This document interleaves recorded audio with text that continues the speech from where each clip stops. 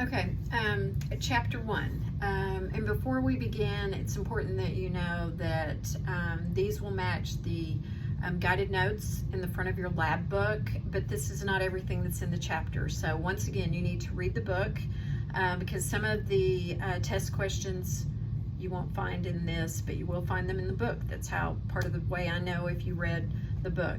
So chapter 1 is just a first look at anatomy. So anatomy is just the structures of the body and the relationships among those structures. So we're just looking at what is it. Physiology is the study of the functions and the parts of the body. So it's dependent on anatomy because a body part is able to perform a specific function due to that part's specific structure. So those of you that are taking anatomy and physiology at the same time, you're going to be learning both of it at the same time. So there are several different subdisciplinaries of anatomy. There's developmental biology, structures that emerge from the time of the fertilized egg to the adult form. Then there's histology, which is microscopic structures of tissues. And then surface anatomy, that's just the anatomical landmarks on the surface of the body through visualization and palpation. So, you know, those are things you can see. And then the gross anatomy are just the structures that can be examined without the use of a microscope.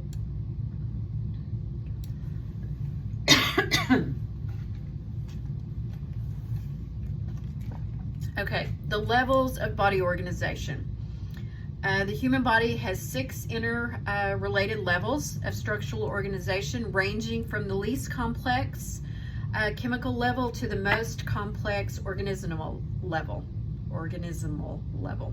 And at the chemical level, the atoms are organized into molecules. At the cellular level, the molecules are organized into cells, which are the basic structural and functional unit of the living organism. Cells are the smallest living units in the human body. And at the tissue level, cells are organized into tissues, which are groups of similar cells that usually have similar embryological origins, and they perform specialized functions. So there's 4 major families of tissues. You have the epithelial tissue, the connective tissue, the muscle tissue, and the nervous tissue. At the organ level, 2 or more tissues are organized into organs, which are structures that have specific functions and usually have recognizable shapes. At the system level, or the organ system level, related organs are organized into systems, which are functionally related groups of organs that cooperate to perform a common general function. So there are 11 systems in the body. You have the integumentary system, the skeletal system, the muscular system, nervous, endocrine, cardiovascular, lymphatic, respiratory, digestive, urinary, and the reproductive systems. And at the organismal level, all the systems are structurally integrated and function cooperatively to constitute the total organism.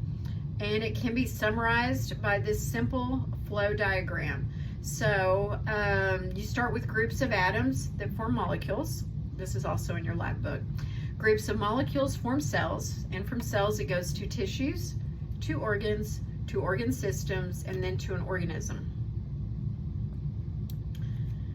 Okay, anatomical position. So when describing any region of the body, it's assumed that the body is in the anatomical position, a standard position that ensures directional terms are clear so that any body part can be clearly described relative to any other part. In this anatomical position, the subject is standing or erect and the feet flat on the floor and facing the observer, with the upper limbs or the arms at the sides, with the palms of the hand facing anteriorly forward. If the body is lying face down, it is in the prone position. If it's lying face up, it's in the supine position. And if you were in class today, we did that.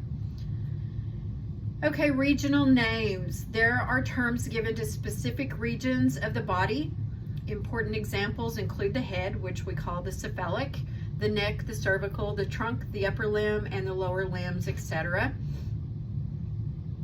Planes and sections. A plane is an imaginary flat surface that can pass through the body in order to provide an informative view of a specific region. A section is a flat surface of the 3D structure or cut along a plane. Examples include the transverse or cross, the frontal and mid-sagittal sections. So it's important to know the plane of the section so you can understand the anatomical relationship of one part to another. Directional terms, these are just used to accurately locate one body structure relative to another body structure. We went over all of these in class today, but basically superior is toward the head or the upper part.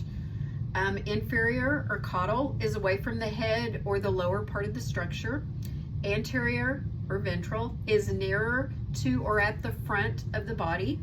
Posterior or dorsal is nearer to the back of the body. Medial is nearer to the midline.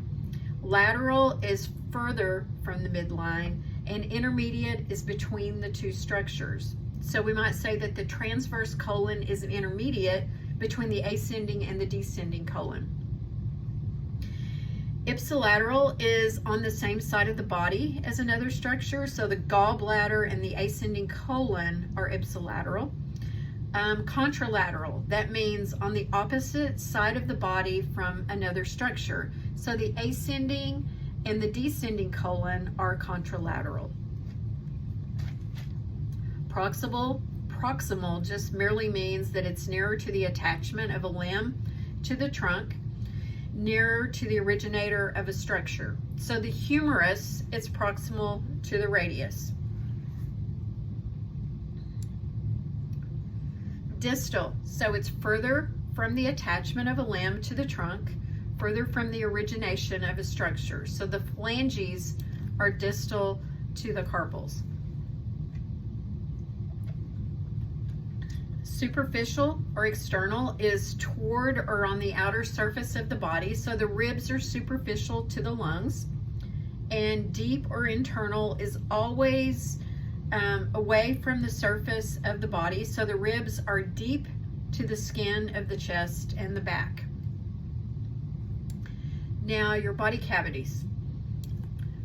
These are enclosed spaces within the body that help to protect, separate, and support the internal organs that are located in the cavities.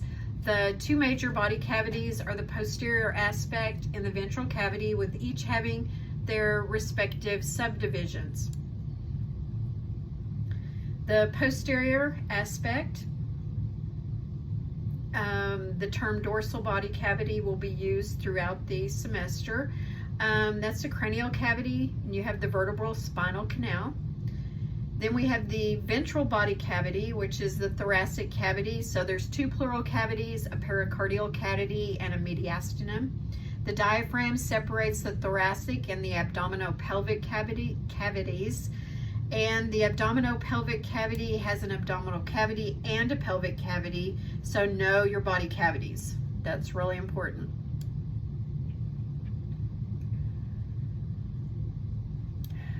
Okay, so basically, there's a little chart here. You've got your body cavities. So you have your posterior and your ventral. In the posterior, you've got your cranial and your vertebral canal. In the ventral, you have the thoracic and the abdominopelvic. And within the thoracic, there's your pleural cavities, the pericardial, and the mediastinum. In the abdominopelvic, there's the abdominal and the pelvic. So the visceral organs within the thoracic and the abdominal cavities, as well as the walls of these cavities, are lined with the serous membrane. The latter consists of a visceral layer, that's just the covering of the viscera, and a parietal layer, the lining of the walls of the cavities, with a lubricating serous fluid between the two layers. So the serous membranes of the pleural cavities, the pericardial cavity and the abdominal cavity, are called the pleural, and pericardium and peritoneum, respectively. Your abdominopelvic regions and quadrants. The abdominopelvic cavity can be subdivided into 9 regions of the 4 quadrants for the purposes of description or identification. The umbilicus is the landmark used to divide the abdomen into quadrants.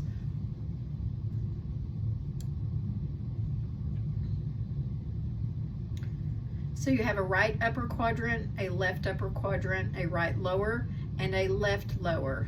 Great pictures are in your lab manual. Start studying those now.